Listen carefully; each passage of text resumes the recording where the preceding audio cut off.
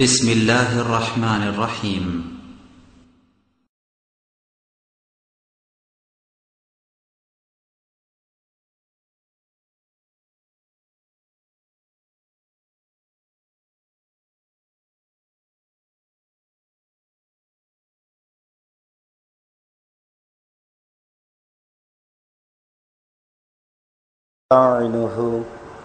من يهده الله فلا مضل له ومن يضلل فلا هادي له وأشهد أن لا إله إلا الله وحده لا شريك له وأشهد أن محمدا عبده ورسوله أما بعد فإن خير الحديث كتاب الله وخير الهدى هدى محمد صلى الله عليه وسلم وشر الأمور محدثاتها وكل محدثة بدعة وكل بدعة ضلالة وكل ضلالة في النار. أعوذ بالله من الشيطان الرجيم. ولكل أمة جعلنا منسكا ليذكروا اسم الله على ما رزقهم من بهيمة الأنعام.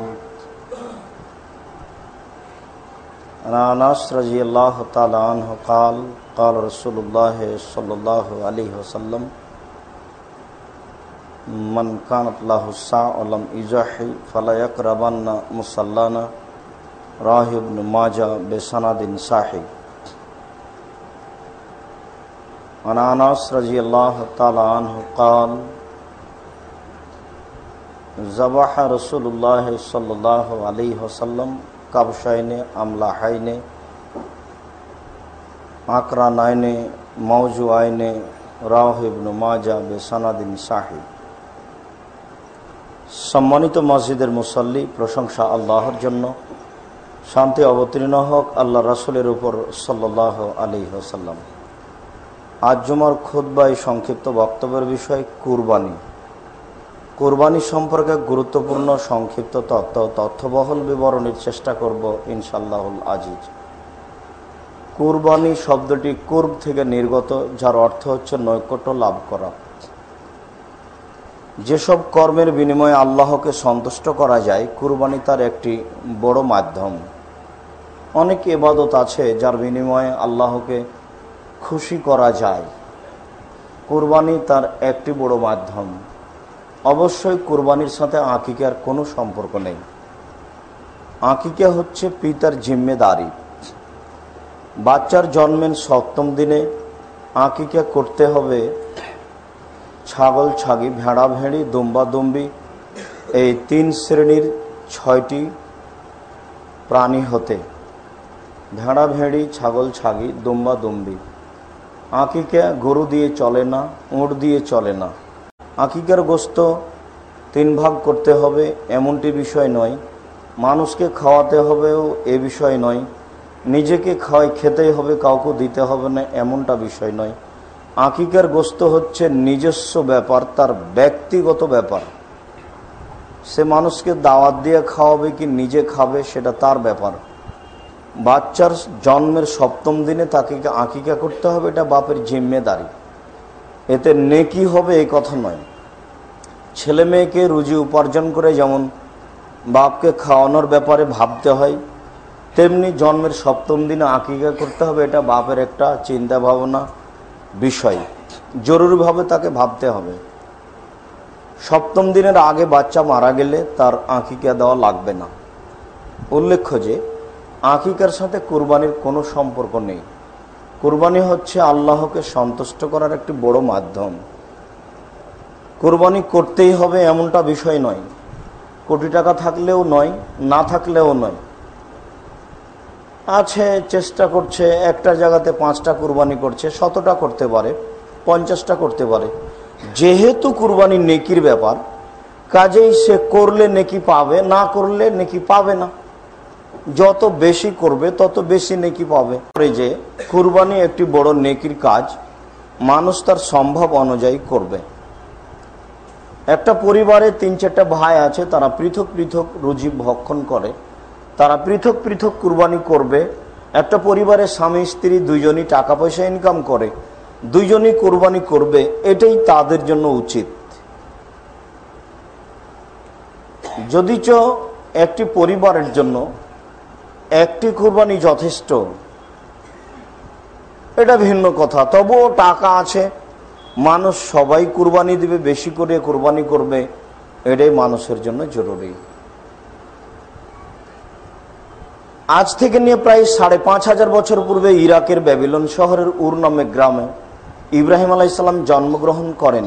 তিনি যে কুরবানি করেছিলেন, আমাদের কুরবানি সেই কুরবানি। যদিচ কুরবানি প্রথা আদম আলাইহিস সালাম থেকেই চালু রয়েছে। আদম আলাইহিস সালামের একটি ছেলে একটি মেয়ে একসাথে জন্ম হতো। আগের ছেলে পরের মেয়ে, পরের ছেলে আগের মেয়ে, এভাবে তিনি বিবাহ দিতেন। হাবিলের সঙ্গে জন্ম নিয়েছিল ইকলিমা, আর কাবিলের সাথে জন্ম নিয়েছিল লিওয়াজা। কাবিল লিওয়াজা চেয়ে ইকলিমা দেখতে বেশি সুন্দরী ছিল। ইকলিমা বেশি সুন্দরী ছিল লিওয়াজার চেয়ে। বিবাহের সময় আসলে আদম আলাইহিস সালাম তার নীতি অনুযায়ী ছেলেদের সামনে প্রস্তাব পেশ করেন। কাবিল তা প্রত্যাখ্যান করে। কাবিল বলে, আমার সাথে যে মেয়ে জন্ম নিয়েছে আমি তাকে বিবাহ করতে ইচ্ছুক। এতে আদম আলাইহিস সালাম বলেন, আচ্ছা ঠিক আছে, তোমরা একটা কুরবানি পেশ করো, যার কুরবানি কবুল হবে সেই ইকলিমাকে বিবাহ করবে। কাবিল পেশ করলো কিছু গম, আর হাবিল পেশ করলো একটি দম্বা। তখন কুরবানি কবুলের একটি পদ্ধতি ছিল, আকাশ থেকে আগুন এসে জ্বলে যাবে, যার কুরবানি জ্বলে যাবে তার কুরবানি কবুল হয়েছে বলে প্রমাণ হবে, আর যার কুরবানি থেকে যাবে তার কুরবানি কবুল হয়নি বলে প্রমাণ হবে। বিষয়টি অবশ্য এখন থাকলে বোঝা যেত যে কার কুরবানি কবুল হচ্ছে আর কার হচ্ছে না। আল্লাহ তাআলা দয়া করেছে মানুষের উপরে যে জ্বলে গেলে তোমাদের তো আর লাভ হলো না, আমি অতিরিক্ত দয়া করে এটা তোমাদের খাওয়ার ব্যবস্থা করে দিলাম। এই দয়াটাকে মানুষ উল্টাভাবে ব্যবহার করছে। মানুষ অবৈধ পয়সা দিয়ে যে কোনো মূল্যে যেভাবে হোক কুরবানি করার চেষ্টা করছে, যা ঠিক নয়। যেহেতু কুরবানি নেকির কাজ, কাজে পারলে করেন, না পারলে করিয়েন না, বৈধ পয়সা দিয়েই করেন, এটাই উচিত। হাবিলের দুম্বা আকাশ থেকে আগুন এসে জ্বলে গেল, কাবিলের কুরবানি কবুল হলো না। এতে কাবিল ক্ষিপ্ত হয়ে উঠল। মূলত কাবিল তার বোন ইকলিমাকে বিবাহ করতে পায়নি, এ কারণেই ক্ষিপ্ত হলো, বিষয়টি এমন নয়। যখন হাবিলের কুরবানি কবুল হলো, কাবিলের কুরবানি কবুল হলো না, তখন সে সমাজে আরো 5 জনের মুখে লজ্জার মুখে পড়ে গেল। তার এটা একটা বড় অপমানের বিষয় হয়ে গেল। ঘটনা যদি এখনো ঘটে তো তাই হবে। কারো যদি কুরবানি কবুল না হয় তাহলে সমাজের লোক তাকে অনেকে অনেক কথাই বলবে, তখন সব তার সমাজে থাকাটাই অকুলন হয়ে যাবে। ঠিক কাবিলের বিষয়টি হয়েছিল তাই। কাবিল ভাবলো লজ্জা ঠেকাতে হলে হাবিলকে মারা ছাড়া কোনো পথ নেই। সুযোগ বুঝে কাবিল হাবিলকে হত্যা করলো। এ কারণে আমাদের নবী মুহাম্মদ সাল্লাল্লাহু আলাইহি সাল্লাম বলেছেন, পৃথিবীতে যত মানুষকে অন্যায়ভাবে হত্যা করা হবে, এতে যত পাপ হবে, সমস্ত পাপের সমপরিমাণ পাপ কাবিলের হবে। কেন? কাবিলই সর্বপ্রথম হত্যা প্রথা চালু করেছে। আমাদের নবী মুহাম্মদ সাল্লাল্লাহু আলাইহি সাল্লাম এ ব্যাপারে বলেন যে, পৃথিবীতে যত মানুষকে অন্যায়ভাবে হত্যা করা হবে, এতে যত পাপ হবে, সমস্ত পাপের সমপরিমাণ পাপ কাবিলের হবে। কেন? কাবিলই সর্বপ্রথম হত্যা প্রথা চালু করেছে। আমাদের নবী মুহাম্মদ সাল্লাল্লাহু আলাইহি সাল্লাম এ ব্যাপারে কঠোর ও কঠিনভাবে বলেন যে, পৃথিবীতে যত মানুষকে অন্যায়ভাবে হত্যা করা হবে, এতে যত পাপ হবে, সমস্ত পাপের সমপরিমাণ পাপ কাবিলের হবে। কেন? কাবিলই সর্বপ্রথম হত্যা প্রথা চালু করেছে। নবী করিম সাল্লাল্লাহু আলাইহি সাল্লামের এ কথা স্পষ্টভাবে বোঝা যায় যে, যেহেতু হাদিস বুখারী মুসলিমের, তাতে কোনো সন্দেহের অবকাশ নেই। কাজেই চূড়ান্ত সঠিকভাবে মেনে নিতে হবে যে, যারা যে পাপ চালু করবে, যতদিন পর্যন্ত ওই পাপ চালু থাকবে, ততদিন পর্যন্ত ওই পাপ যত পরিমাণ হবে সমস্ত পাপের সমপরিমাণ পাপ যে চালু করেছে তার হবে। কথার কথা, আপনার বাড়িতে টিভি, আপনার বাড়িতে আপনার ইন্টারনেট, আপনার টাকা দিয়ে সিনেমা, এরকম যত ব্যবস্থাপনা আছে যেগুলো আপনার পয়সা দিয়ে চালু হয়েছে, এগুলো যত মানুষ অন্যায়ভাবে ভোগ করবে, এতে যত পাপ হবে সমস্ত পাপের সমপরিমাণ পাপ আপনার হবে। আপনি যদি মারা যান তাহলে আপনার কবরে এইসব পাপ সাদকা জারিয়া স্বরূপ হতে থাকবে, হবেই, নিশ্চিত হতেই হবে। নবী করিম সাল্লাল্লাহু আলাইহি সাল্লাম বলেছেন হবে, অতএব হবে, সন্দেহের কোনো অবকাশ নেই। শ্বাস বন্ধ হওয়ার আগে ভাবার সুযোগ আছে, শ্বাস বন্ধ হয়ে গিয়ে ভেবে কোনো লাভ নেই, ওতে ভেবে কোনো প্রতিকার করা যাবে না। শ্বাস বন্ধ হওয়ার আগেই ভাবা যায়। মানুষই ভাবতে পারে, পশু পারে না। কেন? হিতাহিত জ্ঞান দিয়ে পশুকে সৃষ্টি করা হয়নি। পশু ভালো মন্দ বুঝে না, মানুষই বুঝে, মানুষই ভাবতে পারে, মানুষই তার পারিবারিক অন্যায়, অবিচার, জেনা, ব্যভিচার বন্ধ করতে পারে। যেদিন আপনি বিবাহ করে নিয়ে এসেছেন সেদিন থেকে আপনার স্ত্রী আপনার অধীনে আছে। আপনার স্ত্রী যত পাপ করবে সমস্ত পাপের সমপরিমাণ পাপ আপনার হবে, সেও পাপী হবে, আপনিও হবেন। কেন?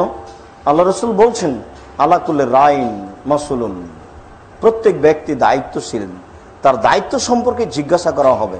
ওয়ারাজুলু মাসউলুন ফি আহলি বাইতিহি, যে বাড়ির মালিক তাকে তার পরিবার সম্পর্কে জিজ্ঞাসা করা হবে। তাহলে বোঝা যাচ্ছে যে পরিবারে যত অন্যায় হবে সমস্ত অন্যায়ের জবাব দিয়ে আপনাকে হতে হবে।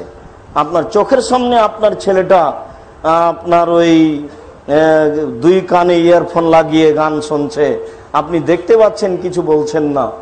আমি আসলে বুঝতে পারিনি, আপনাকে তো বলি খুব কঠিন ভাবে, তা আপনি কঠিনটাকে মিঠে মনে করেন নাকি? আমি আপনার সাথে আমার আন্তরিকতার অভাব নেই, তবে আমি কঠিনভাবে বললে আপনি কঠিনভাবে গ্রহণ করবেন এটা আমি মনে করি। আপনার চোখের সামনে এই ছেলেটা অন্যায় করে, আপনার ছেলে, আপনি কিছু বলেন না, এটা কি আসলে আপনার জন্ম দেওয়ার ব্যাপারে যেন একটা আপনি ত্রুটিপূর্ণ কাজ করেছেন, আপনার অদক্ষতার পরিচয়, এটা আপনার অযোগ্যতার পরিচয় নয় কি? আশ্চর্য! অযোগ্যতার পরিচয় দিয়ে সফলতা অর্জন করতে পারবেন না, ভুল সিদ্ধান্ত। আপনি যথেষ্ট আপনার পরিবারের জন্য, সরকার কি করবে? সরকারের এখানে কি করার আছে? সরকার তো মূর্তি পূজাও করে, সরকার হজও করে, তাহাজ্জুদও পড়ে, কোরআন তেলাওয়াতও করে, কবুতরও উড়াই, শহীদ মিনারও বানাই, কবরে ফুলও চাপাই। সেদিনের মানুষটা মারা গেল, কবরে ফুল দিয়ে বলছে যে কবরকে সিক্ত করলো। রাজশাহী চাঁপাই নবগঞ্জের ভাষাতে বলা হয় ওকে কবরে মনে হয় মায়েরা লেথড়িয়ে দিলে, আর উপরে বলছে যে আপনার কবরকে সিক্ত করলে। এসব বোকা মানুষের কাজ, বুঝে কিছু? পরকালকেও বুঝে না, আল্লাহকেও বুঝে না, নবীকেও বুঝে না, ফেরেশতাকেও বুঝে না, নিজের মতো চলে, নিজের মতো খায়। পৃথিবী কোনো কিছু নয়, এটা একটা কাল্পনিক ব্যাপার, এটাই ভাবে। যেই না, অসম্ভব নয়। আপনি বিশ্বাস করুন, আপনার পরিবারের সমস্ত পাপের জবাব দিতে হবে, দিতেই হবে, হবেই হবে। আপনি বুঝতে পারছেন না, যারা কবরে চলে গেছে তাদের বিষয়টি যদি আপনাকে কিছু বোঝানো যেত এটা সহজ হতো, কিন্তু বোঝানো যাবে না। কবর আপনাকে দেখানো যাবে না, এটা আপনার পরীক্ষা। আপনি এইভাবে ঠিক হতে পারছেন কিনা এটা আল্লাহ দেখছেন। আল্লাহ তো ইচ্ছা করলেই পৃথিবীর সব মানুষকে মুহূর্তে ভালো করে দিতে পারেন, অন্তরটা পরিবর্তন করে দিলেই তো হলো। এমনটা আল্লাহ করেন না। ইচ্ছা করলেই তো আল্লাহ সবাইকে ক্ষমা করে দিতে পারেন, ফেরাউনকেও পারেন, কিন্তু এমন কাজ আল্লাহ করেন না। মানুষ যেভাবে চলে বুঝে খায় আল্লাহ সেভাবেই করেন। উনি ক্ষমতা দিয়ে কাজ করেন না, খুবই কম, খুবই কম। ইচ্ছা করলেই তো সবকিছু করতে পারেন, তা করেন। জবাব আপনাকে দিতেই হবে। পারিবারিকভাবে আপনি জবাবের জন্য প্রস্তুত থাকুন। এটা আপনাকে ভালোভাবে বিশ্বাস করাতে পারছি না। আসলে আপনার অন্তরে যদি এটা ভালোভাবে জাগাতে পারতাম, তাহলে আপনার মেয়ে নগ্ন হয়ে স্কুলে যাবে, কলেজে আসবে কেন? আর আপনার স্ত্রী ছোট ব্লাউজ পরে রাস্তাঘাটে হাঁটবে কেন? এ বাড়ি ও বাড়ি যাবে কেন? আর আপনার বাচ্চা ওই সিডি কিনে যেখানে সেখানে দোকানে বসে আড্ডা পিঠে সব সিডি দেখবে কেন? বাপ মানে ক্ষমতা, বাপ মানে ক্ষমতা, বাপ মানে ক্ষমতা, স্বামী মানে ক্ষমতা। কাপুরুষের নাম স্বামী নয়। কাপুরুষ দিয়ে সংসার চলে না, পুরুষ দিয়ে সংসার চলে। গোটা একটা ফ্যামিলিকে দেখার জন্য বাপ আছে, এটা কন্ট্রোল করবে। আল্লাহ রাসূল কঠিন ভাবে এই কথাটি বলেছেন। একেবারে কিয়ামত পর্যন্ত বুখারী মুসলিমের এই হাদিস বলবৎ থাকবে। পৃথিবীতে যত মানুষকে অন্যায়ভাবে হত্যা করা হবে, এতে যত পাপ হবে সমস্ত পাপের সমপরিমাণ পাপ কাবিলের হবে। কেন? কাবিলে এই প্রথা চালু করেছে। পৃথিবীতে যত মানুষ অন্যায় প্রথা চালু করবে, অন্যায় যত পাপ হবে সমস্ত পাপের সমপরিমাণ পাপ যে চালু করেছে তার হবে। পৃথিবীতে যত ন্যায় কাজ, নেকির কাজ চালু হবে, ওই নেকির কাজ আরো যত মানুষে করবে, যত মানুষে নেকি অর্জন করবে, সমস্ত মানুষের সমপরিমাণ নেকি আল্লাহ তাকে দিয়ে দিবেন। তার নেকির অভাব নেই, তার দয়ার অভাব নাই, তার শাস্তির অভাব নাই। সারা দুনিয়ার মানুষ যদি একসাথে জান্নাতে ঢোকে, দরজায় ঘাটতি হবে না। সারা দুনিয়ার মানুষ যদি একসাথে জাহান্নামে ঢোকে, তো দরজায় ঘাটতি হবে না, দরজাতেই ঘাটতি হবে না, ভিতর তো থাকলোই। আমি আল্লাহর ক্ষমতা নিজের মতো ভাবলে তো হবে না। সম্মানিত মসজিদের মুসল্লি, আমরা যে কুরবানি করছি সেই কুরবানি মূলত ইব্রাহিম আলাইহিস সালামের কুরবানি। ইব্রাহিম আলাইহিস সালাম স্বপ্নে দেখলেন ছেলেকে কুরবানি করতে হবে। তিনি সকালে উঠে চিন্তা ভাবনা করে 100 উট কুরবানি করলেন, পরের দিন 100 উট কুরবানি করলেন, পরের দিন 100 উট কুরবানি করলেন। এ কথা ঠিক নয়। আল্লাহ তাআলা বলছেন ইব্রাহিম আলাইহিস সালামের নিজের ভাষা, যে ঘুম থেকে উঠে ইব্রাহিম আলাইহিস সালাম বলছেন, ইন্নী আরাফিল মানামে আন্নী আযবাহুকা ফানজুর মাজা তারা। বৎস, আমি স্বপ্নে দেখছি আমি তোমাকে কুরবানি করছি, তোমার মতামত কি? ছেলে মতামত দেওয়ার মতো হয়ে গেছে। আসলে ছেলেকে ইচ্ছে করেও তিনি জবাই করতে পারেন, কিন্তু ছেলেকে অনুগত করে নিচ্ছেন বাব্বাটা একমতের হওয়ার জন্য। দেখি ছেলে কি বলে। একমত হয়ে গেলে কাজ করা সহজ, মতবিরোধ হয়ে গেলে কাজ করা সহজ নয়। আল্লাহর নবী বলছেন, কোন জাতির যদি ধ্বংস কামনা করা হয়, তাহলে ওদের ভিতরে গন্ডগোল ঢোকাতে পারলে ধ্বংস হয়ে যাবে, মতবিরোধ ঢোকাতে পারলে ধ্বংস হয়ে যাবে। তো ঘুম থেকে উঠে ইব্রাহিম আলাইহিস সালাম বলছেন, বেটা আমি স্বপ্নে দেখছি তোমাকে কুরবানি করছি, তোমার মতামত কি? ছোট ছেলেকে জিজ্ঞাসা করার কি প্রয়োজন? 8 বছর 9 বছরের ছেলে। ফালাম্মা বালাগা মা হুসায়ে, যখন বাচ্চা পৌঁছেছে দৌড়াদৌড়ির বয়সে, এই তো সেদিন 8 বছর 9 বছর আগে বাচ্চাকে রেখে গেলেন কঠিন অবস্থায়। বাচ্চা দুধ খায়, তখন বাচ্চা এবং বাচ্চার মাকে রেখে গেলেন, যার ঘটনা শতদিন শোনা আছে সময় সাপেক্ষে। বাচ্চাকে রেখে গিয়ে একটু দূরে গিয়ে দীর্ঘ সময় ধরে হাত তুলে দোয়া করলেন, আল্লাহ আমি আমার আহাল পরিবারকে রেখে দিলাম এমন একটা উপত্যকায় যেখানে ঘাস পাতা জন্ম নেয় না, যেখানে কোনো মানুষজন নেই, যেখানে কোনো খাওয়ার কিছু নেই, যেখানে কোনো ব্যবস্থাই নেই। তুমি বলেছ আমি রেখে গেলাম, কিভাবে থাকবে সেটা আমি জানি না, কি খেয়ে থাকবে সেটা আমি জানি না, এই বিষয়ে আমার কোনো অবগতি নেই। তুমি বলেছ আমি রেখে গেলাম। এটা হচ্ছে আল্লাহ ভরসা। যেখানে দিন দিন হাঁটলে কোনো জায়গাতে মানুষের সাথে সাক্ষাৎ হবে না, সেখানে একজন একটা দুধের বাচ্চা দুধ খায়, একজন মহিলা কি করে থাকতে পারে? বুখারী শরীফের হাদিসে এসেছে যে উনি তো ওইভাবে চলে গেলেন, পিছনে হাঁটতে হাঁটতে উনি ফিরে আসলেন। স্বামী যখন আর কথা বললেন না, নিরুপায় হয়ে বললেন, কি ব্যাপার, আপনি কি আল্লাহর অনুমতিতে যাচ্ছেন? আরে হ্যাঁ, আমি আল্লাহর অনুমতিতে যাচ্ছি। তখন তিনি ফিরে আসলেন, ফিরে এসে বাচ্চাকে দেখছেন, খাওয়ার তো শেষ হয়েছে, পানি তো শেষ হয়েছে, তো বাচ্চার মুখ বিবর্ণ, বাচ্চা খুব পিপাসিত। সাফা পাহাড়ে উঠলেন, কোনো মানুষ দেখা যায় কিনা যাকে পানির কথা বলা যাবে, কোনো মানুষ দেখা গেল না। নেমে এসে একটু দৌড়িয়ে, বুখারী শরীফের হাদিসে এসেছে যে একটু পায়ের এই গোছা পর্যন্ত কাপড়টা উঠিয়ে তিনি দৌড়াচ্ছেন, কামিজ বা সালোয়ার কামিজ এইভাবে গোছা পর্যন্ত উঠিয়ে তিনি সাফা পাহাড় থেকে নেমে মারোয়া পাহাড় ভাবে দৌড়াচ্ছেন। দৌড়িয়ে ওখানে গিয়ে উঠলেন, উঠে দেখছেন এদিক ওদিকে কোনো মানুষ দেখা যায় কিনা যাকে পানির কথা বলা যেতে পারে। না, কোনো মানুষ দেখা যায় না। আবার ভাবছেন এতক্ষণ পর্যন্ত কি বাচ্চা বেঁচে আছে, বাচ্চার কাছে যায় আবার দেখে আসি। আবার বাচ্চার কাছে আসলেন, যেভাবে দেখে গেছি বাচ্চা ওভাবে আছে, তবে বাচ্চা বিবর্ণ। বাচ্চা কি পিপাসায় মারা যাবে? আবার ভাবছেন আসলে কি পানি পাওয়া যাবে না, আবার দেখে আসি। এখনই দেখে আসলেন পানি পাওয়া যাবে না নিশ্চিত, কিন্তু বাচ্চার দিকে লক্ষ্য করে আবার তাকে কোন যেন একটা ব্যস্ততা বলছে যে তুমি উঠে যাও, দেখো। আবার গেলেন সাফা মারোয়া, এইভাবে 7 বার হয়ে গেল, পানির কোনো ব্যবস্থা নেই। এবার মারোয়া পাহাড় থেকে হেঁটে চলে আসছেন। মারোয়া পাহাড় থেকে হেঁটে নেমে আসতেই একটু পরে একটা শব্দ, কে? তখন শব্দকে বলছেন, কে তুমি? আমাকে পানির ব্যাপারে সহযোগিতা করতে পারো কি? শব্দকে বলছেন। বুখারী শরীফের আর এক শব্দে এসেছে যে তিনি জিবরাইলকে দেখলেন। তো জিবরাইলকে তো তিনি সরাসরি দেখতে পাবেন না, তিনি কণ্ঠটাই আঁচ করলেন। তখন কণ্ঠ বলছে যে আপনি কি চান? আমার পানির প্রয়োজন। তখন উনি এক বর্ণনায়, বুখারীর এক বর্ণনায় এসেছে ডানা দিয়ে একটু আঘাত করলেন, আর এক বর্ণনায় এসে জিবরাইল তার পা দিয়ে আঘাত করলেন।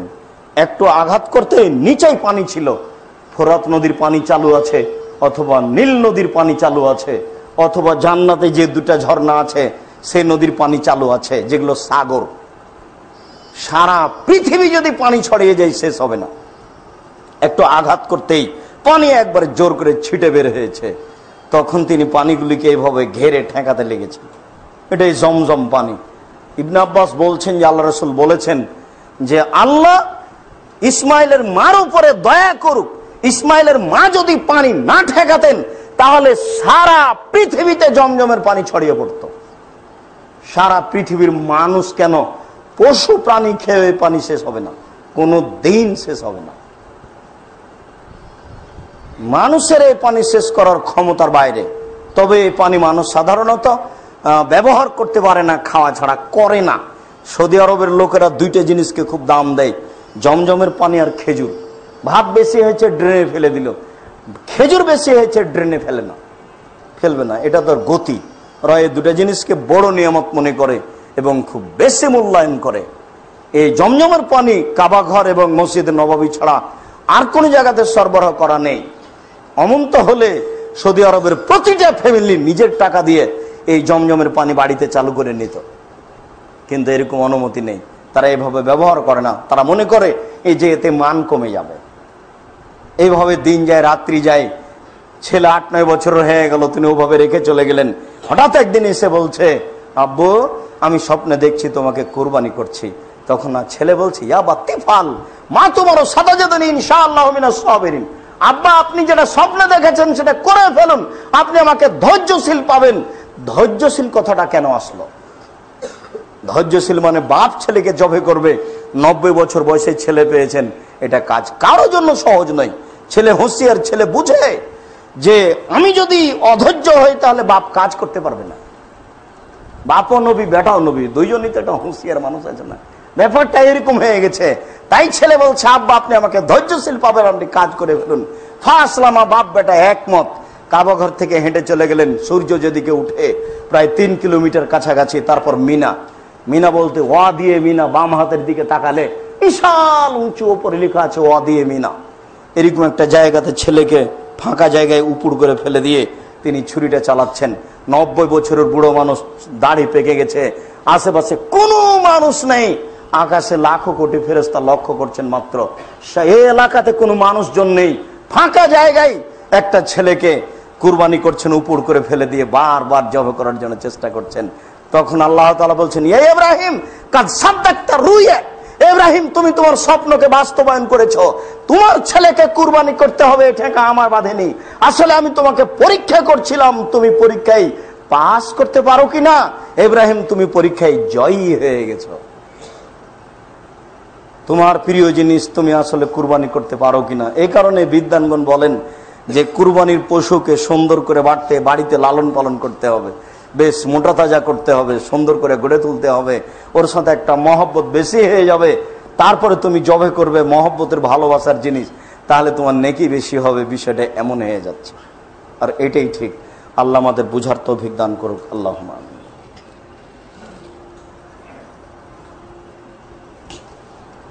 আলহামদুলিল্লাহ ওয়াহদা ওয়াসসালাতু ওয়াসসালামু আলা মান লা নাবিয়্যা বাদা। আনাস রাদিয়াল্লাহু তাআলা আনহু বলেন, রাসূল সাল্লাল্লাহু আলাইহি ওয়াসাল্লাম বলেছেন, মান কানাত লাহু সালাম ইজাহি ফালা ইয়াকরাবান্না মুসাল্লানা।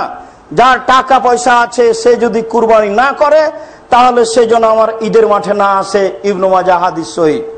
অত্র হাদিস প্রমাণ করে যে কুরবানি জরুরি। কুরবানি করা জরুরি বলতে সুন্নাতে মুআক্কাদা, গুরুত্বপূর্ণ সুন্নাত, কুরবানি করতে হবে এমনটা কথা নয়, জরুরি ভাবে। আবু বকর সিদ্দিক রাদিয়াল্লাহু তাআলা আনহু, ওমর রাদিয়াল্লাহু তাআলা আনহু মাঝে মধ্যে ছেড়ে দিতেন এই কারণে যে মানুষ যেন মনে না করে এটা ফরজ। এটা ফরজ নয়, এটা নেকির কাজ। আনাস রাদিয়াল্লাহু তাআলা আনহু বলেন, যাবাহ রাসূলুল্লাহ সাল্লাল্লাহু আলাইহি সাল্লাম কাবসাইনে আমলাহাইনে আকরানাইনে মজুয়াইনে। আল্লাহ রাসূল জবে করলেন দুইটি ভেড়া, সিংওয়ালা, সাদা কালো, অন্ডকোষ বের করা, পেরাই করা। আমরা চাঁপে নবগঞ্জের ভাষাতে বলি অন্ডকোষ বের করা মানে খাসি করা। তিনি দুইটি ভেড়া এইভাবে নিজে হাতে জবে করলেন। সুম্মা সাম্মা ওয়া কাব্বারা। তারপর তিনি বিসমিল্লাহ আল্লাহু আকবার বললেন।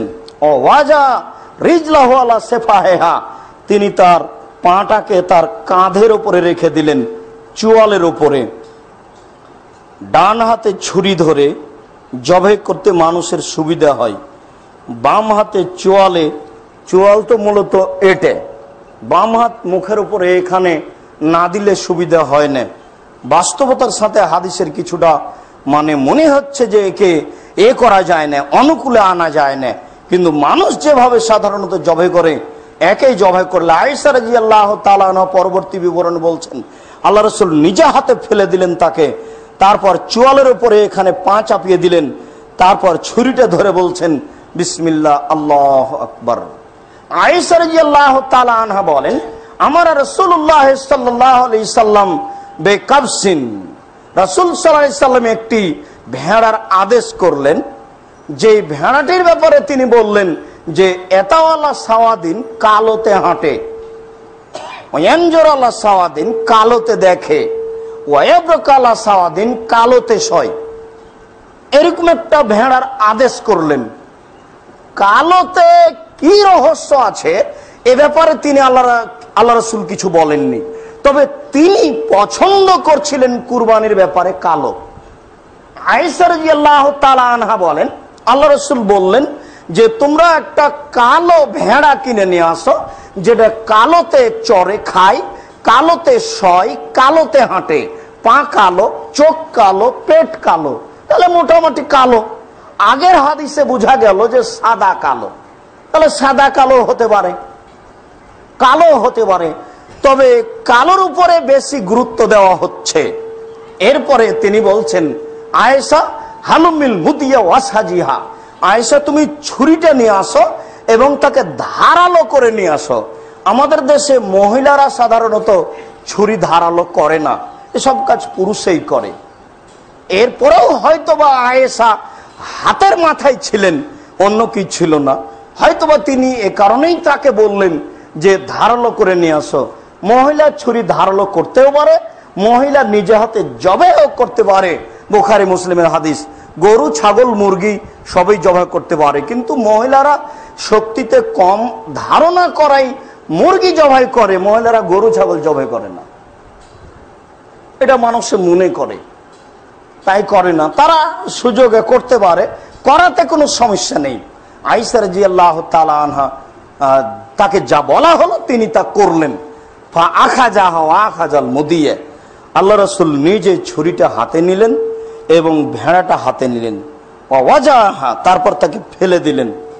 ফেলে দেওয়ার পরে এবার তিনি বলছেন বিসমিল্লাহ আল্লাহু আকবার মিন মুহাম্মদ ও মিন উম্মতে মুহাম্মদ ও আলে মুহাম্মদ। আমি আল্লাহর নামে কুরবানি করছি, মুহাম্মাদের পক্ষ থেকে, তার পরিবারের পক্ষ থেকে, তার জাতির পক্ষ থেকে। মুহাম্মাদের পক্ষ থেকে, পরিবারের পক্ষ থেকে। এই পর্যন্ত বুখারী মুসলিমের হাদিসে বোঝা যাচ্ছে যে আল্লাহ রাসূল একটা ভেড়া জবাই করছেন নিজের পক্ষ থেকে এবং পরিবারের পক্ষ থেকে। অত্র হাদিসের অনুকূলে আরেকটি, যে আবু হুরায়রা রাদিয়াল্লাহু তাআলা আনহু বলেন, রাসূল সাল্লাল্লাহু আলাইহি ওয়াসাল্লাম বলেছেন, ইন্না আলা কুল্লি আহলি বাইতিন উযহিয়া ফি কুল্লি আম, প্রত্যেকটা পরিবারের পক্ষ থেকে একটি কুরবানি করতে হবে প্রতি বছর। প্রতি পরিবারের পক্ষ থেকে একটি কুরবানি করতে হবে প্রতি বছর। যায়েদ ইবনে আরকাম রাদিয়াল্লাহু তাআলা আনহু বলেন যে আমরা আমাদের পক্ষ থেকে এবং পরিবারের পক্ষ থেকে একটি ছাগল জবে করতাম, আমরা নিজেরা খেতাম এবং মানুষকে খাওয়াতাম। অত্র তিনটি হাদিস প্রমাণ করে যে অন্তত একটি প্রাণী জবে করতে হবে পরিবারের পক্ষ থেকে এবং পরিবারের মালিকের পক্ষ থেকে, মালিকের পক্ষ থেকে এবং পরিবারের পক্ষ থেকে। সব সময় এভাবে হঠকারিতা করে ধর্ম মানতে হয় না। আর ভালোবাসা জমে গেলেই একবারে পাগল হয়ে যেতে হবে, এটাও ঠিক নয়। সব সময় শরীয়তের নিকটে মাথা নত করতে হবে। আব্দুর রাজ্জাক আবার কে? আব্দুর রাজ্জাক একজন আলেম মানুষ, কথা যদি হাদিসের সাথে মিল খায় মানবো, নইলে আব্দুর রাজ্জাক সাহেবের কথাকে ছুঁড়ে মারবো, এই গতিতে থাকতে হবে। যদি বেশি ভালোবাসেন তখন আমার মন্দটা ভালো হয়ে যাবে। তো মন্দটা ভালো হলে আমি দায়ী না আপনি দায়ী? কিয়ামতের মাঠে যদি ইমাম আবু হানিফা বলেন, জি না আমি কাউকে বলিনি যে তোমরা হানাফি বলে দাবি করো, এরা কি করবে? কোটি কোটি মানুষের কি হবে? কোটি কোটি মানুষ তো 400 হিজরিতে এসে বলছে যে আমি হানাফি, আর উনি তো 150 হিজরিতে মারাই গেছেন। 80 হিজরিতে জন্ম নিয়ে 150 দুনিয়া থেকে চলে গেছেন, আর 400 হিজরিতে এসে মানুষ বলছে যে আমি হানাফি। এদের কি হবে অবস্থা? তো এইভাবে যদি আমার নাম দিয়ে বলেন যে আব্দুর রাজ্জাক সাহেব বলেছেন, অতএব এটা করবো, কি হবে হবেই, তো জবাব কে দিবে? আমি দিব? কোনোদিন কোন ব্যক্তির কাছে মাথা নত করিয়েন না, মাথা নত করেন শরীয়তের কাছে। হ্যাঁ, আল্লাহ রাসূল বলছেন, জাবের রাদিয়াল্লাহু আনহু বলেন, আল বাকারাতান সাবাতিন ওয়াল জাজুরান সাবাতিন, গরু 7 জনের পক্ষ থেকে, উট 7 জনের পক্ষ থেকে, উট 10 জনের পক্ষ থেকে। এই হাদিস তো আছে, আমরা তো স্বীকার করছি 7 জন আর 7 পরিবার এক নয়। যদিচ ঘটনাগুলি সব সফরে, যত ভাগে কুরবানির ঘটনা ঘটেছে সব সফরে। বাড়িতে আল্লাহ রাসূল তার জীবদ্দশাতে কোনোদিন 7 জন মিলে একটা গরু কুরবানি করেছেন, উট কুরবানি করেছেন, কিয়ামত পর্যন্ত প্রমাণ হবে না। 7 জন তো হাদিস মুসলিম শরীফের, ভাগে তো কুরবানি চলবে 7 জনের, 7 পরিবারের কোথায়? যদিচ বিষয়টি সফরের সাথে জড়িত আছে। দেখুন, যারা বলছে চলবে তাদের আরেকটা ভাষা আছে যে উত্তম হলো প্রত্যেক পরিবারের পক্ষ থেকে একটা। আপনি যাচাই করে দেখুন, যারা বলছে যে 7 পরিবারে কুরবানি চলবে তাদের আরেকটা ভাষা আছে, আমি মনে হয় বুঝাতে পারি না। তাদের আরেকটা ভাষা আছে, সেটা হলো এই, প্রত্যেক পরিবারের পক্ষ থেকে একটা হওয়া ভালো, তবে 7 পরিবার থেকে জায়েজ। কে বলছে জায়েজ নয়? আব্দুর রাজ্জাক সাহেব বলেছে। আরে ছাড়ো কথা, 7 পরিবারে চলবে, কিন্তু তার আরেকটা ভাষা আছে যে প্রত্যেকটা পরিবারের পক্ষ থেকে ভালো, উত্তম। কথা মনে হয় আমি বুঝাতে পারি না। বড় মানুষের দিকে দেখা দরকার, নিচের দিকে আসা ঠিক নয়।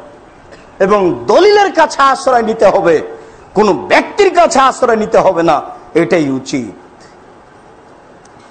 জাবের রাদিয়াল্লাহু তাআলা আনহু বলেন, রাসূল সাল্লাল্লাহু আলাইহি সাল্লাম বলেছেন, লা তাযবাহু ইল্লা মুসিন্না, তোমরা দাঁত ছাড়া কুরবানি করো না। মুসিন্না শব্দটাকে বিদ্বানেরা 2 ভাগে বুঝেছেন। কিছু বিদ্বান বুঝেছেন মুসিন্না মানে বছর, কিছু বিদ্বান বুঝেছেন মুসিন্না মানে দাঁত। আমরা যারা শরীয়ত মেনে চলতে প্রাণপণে চেষ্টা করি কঠোর কঠিন ভাবে, তারা দাঁত বুঝেছি। যখন দাঁত 2টা উঠে যাবে, নড়বে, একটা ভেঙে গেছে, তখন কুরবানি করেন। আর যারা বছর বুঝেছে তারা ওই যে মাসে মাসে 12 মাস হয়ে গেছে করেন। কানা খোড়া যাই হোক, কানা খোড়া নয় মানে মোটা তাজা যাই হোক, যেটাই হোক, বছর হলেই হবে। এই বিষয়ে আপনাদেরকে ফিরে আসতে বলছি যে দাঁত হলে কুরবানি করেন, বছর নয়। বছর যারা বুঝেছে তারা সুন্দর চূড়ান্ত বুঝেছে, এ কথা ঠিক নয়। দাঁত বুঝতে হবে, এ কথাই ঠিক। রাসূল সাল্লাল্লাহু আলাইহি সাল্লাম বললেন, দাঁত ছাড়া কুরবানি করো না। উট দাঁতে 5 বছরে, গরু দাঁতে 2 বছরে, ছাগল দাঁতে 1 বছরে, সাধারণত মানুষ দাঁতে 7 বছরে। মানুষ দাঁতে 7 বছরে, উট দাঁতে 5 বছরে, গরু দাঁতে 2 বছরে, ছাগল দাঁতে 1 বছরে। সাধারণত দাঁতই মূল্যায়ন করতে হবে, এই কথাই ঠিক। আলী রাদিয়াল্লাহু তাআলা আনহু বলেন, রাসূল সাল্লাল্লাহু আলাইহি সাল্লাম আমাদেরকে আদেশ করলেন, আন নাস্তাসরিফাল আইনা ওয়াল ওজনা। আমরা খুব ভালোভাবে চোখ দেখে নিব, আমরা খুব ভালোভাবে কান দেখে নিব। আল্লাহ রাসূল বলছেন, কানটা সামনের দিক থেকে চিরা হয় না যেন, কাটা হয় না যেন, ছিদ্র হয় না যেন, পিছন দিক থেকে কাটা হয় না যেন, ছিদ্র হয় না যেন, চিরা হয় না যেন। আলী বারা ইবনে আযিব রাদিয়াল্লাহু তাআলা আনহু বলেন, আল্লাহ রাসূল আমাদেরকে বললেন, এই শোনো, পশু কেনার সময় তোমরা 4টা জিনিস খুব ভালোভাবে দেখে নিও। স্পষ্ট ল্যাংড়া হয় না যেন, স্পষ্ট কানা হয় না যেন, স্পষ্ট রোগা হয় না যেন, গায়ে গোস্ত থাকে যেন, একেবারেই চিকন পাতলা অচল হয় না যেন, স্পষ্ট কানা হয় না যেন, স্পষ্ট ল্যাংড়া হয় না যেন, স্পষ্ট রোগা হয় না যেন, পাতলা চিকন দুর্বল হয় না যেন। এই 4টে জিনিস দেখতে বললেন। কিনে নিয়ে এসে জিজ্ঞাসা করছেন কেন, আবার বিক্রি করে এসেছেন? মানে ভালোটাই করতে হবে কুরবানির দিন আসা পর্যন্ত। এ তো ফরজ হয়ে যায় নিজে এটা করতে, আরেকটা কিনে নিয়ে আসতে হবে। ভালোটাই করতে হবে, ভালোটা করার প্রাণপণে চেষ্টা করুন। কুরবানির গোশত 3 ভাগ করতে হবে, এটা জরুরি নয়। 3 ভাগ করলে গুনাহ হবে, এই কথাও নয়। আল্লাহ তাআলা বলছেন, তোমরা খাও, দুস্থ গরিবদের খাওয়াও। আল্লাহর নবী বলছেন, তোমরা কুরবানির গোশত খাও, দুস্থ গরিবদের খাওয়াও, জমা করে রাখো। 3 ভাগের ভাগ করে 1 ভাগ দিয়ে আসলেন। যারা দেয়নি তারা ভাগ করে নিল, তারা বেশি হয়ে গেল, তাদের বেশি পেল, পাক্তাতে আসে যায় না। ওরা তো গরিব মানুষ, 250 টাকা কেজি গোশত কিনতে পারে না। আজকে তারা একটু সুযোগ পেল, বেশি পেয়েছে, পাক। আপনি প্রয়োজনে 5 কেজি রেখে 15 কেজি দিয়ে দেন। 50 মণ গোশত হয়েছে, 3-4টা গরু জবাই করেছেন, 1 মণ রাখেন, সব দিয়ে দেন। কেউ নেওয়ার নেই, ফকির মিসকিনকে 2 কেজি দেন, সব রান্না করে খান। দিতে হবে এবং খেতে হবে। আকিকার গোশত এমনটা নয়, কুরবানির গোশত আপনি দিতে বাধ্য। যদি দুস্থ গরিব ফকির মিসকিন থাকে, আপনি যদি না দেন, আপনি গুনাহগার, আপনি গুনাহগার, আপনি গুনাহগার। হিন্দু যদি চাইতে আসে, তাকেও দিতে হবে। কুরবানির গোশত দিয়ে খেতে হবে। আকিকার গোশত নিজস্ব গোশত, আর কুরবানির গোশত হচ্ছে নেকির কাজ। ফকির মানুষ, মিসকিন, দুস্থ গরিবকে দিয়ে খেতে হবে। একটার জায়গাতে 5টা করুন। কুরবানির চামড়ার টাকাটা ওই আপনার এতিমখানা, ফকির, কওমি মাদ্রাসা, এসব জায়গায় দিতে হবে, নিজে ভক্ষণ করতে হবে না। আকিকার চামড়াটা নিজের ব্যাপার। আমি চামড়া বিক্রি করে নিজে খাবো কি ফকিরকে দেবো, সেটা আমার ব্যাপার। সম্মানিত দিনী ভাই, বৈধ পয়সা দিয়ে সুন্দর, স্পষ্ট, দাঁতওয়ালা, নিখুঁত কুরবানি করার জন্য আপনাদেরকে বিনীত অনুরোধ করছি। যেসব মাধ্যম দিয়ে আল্লাহকে সন্তুষ্ট করা যায়, কুরবানি তার একটি বড় মাধ্যম। আল্লাহ, আমরা যেন বৈধ পয়সা দিয়ে কুরবানি করতে পারি, নিখুঁত কুরবানি করতে পারি। তুমি আমাদেরকে তৌফিক দান করো, আল্লাহুম্মা আমিন। আমাদের যারা মারা গেছে, তুমি তাদের কবরের শাস্তি মাফ করো, আল্লাহুম্মা আমিন। আমরা যারা অসুস্থ, তাদের তুমি আরোগ্য দান করো, আল্লাহুম্মা আমিন। আমরা যেসব কুরবানি করব, সেসব কুরবানি কবুল করে তুমি আমাদের পরকাল সফল করিও, আল্লাহুম্মা আমিন। এই দাবি, এই দাওয়া, এই দোয়া তোমার দরবারে রেখে আজকের জুমার খুতবা এখানে শেষ করলাম। সাল্লাল্লাহু আলাইহি